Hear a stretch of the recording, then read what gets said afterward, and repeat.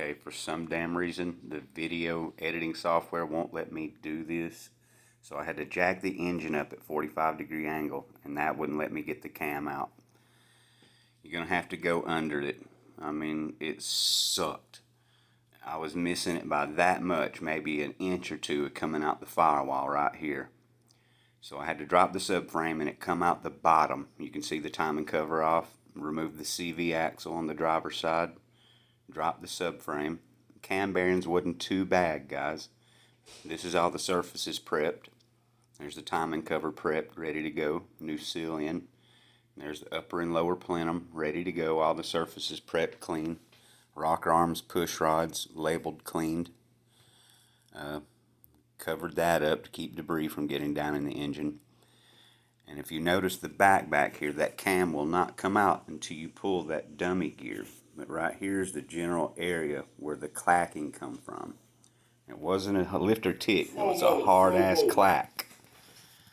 So here's the cam. And there's where it wiped out number 6 intake lobe. You can see it right there. It looks like you put it on a lathe and grinded out the lobe. So that was the hard clack we was hearing. And there's the equinox, and there's the dummy distributor for the oil pump drive. You got to pull that out, or the cam won't come out. You think you just turn the worm gear, but no. And don't forget to pull out your crankshaft position sensor up front right there.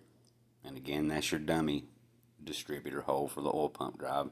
And there's another image of the camshaft position sensor. Okay, she's running. No more clack, clack, clack. Breaking it in now at about 2800 for 10 minutes.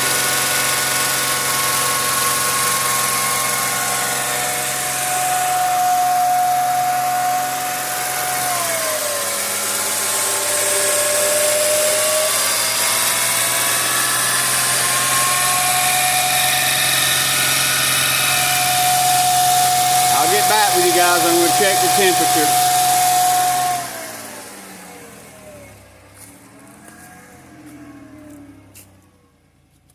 So far, so good.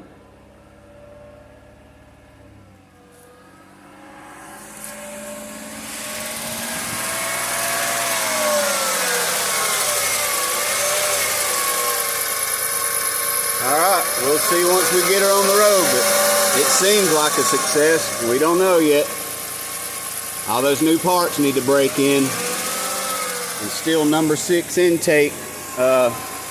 Lifter bore was a little rough. We smoothed her out as best we could. So we'll see. I'll get back with you guys.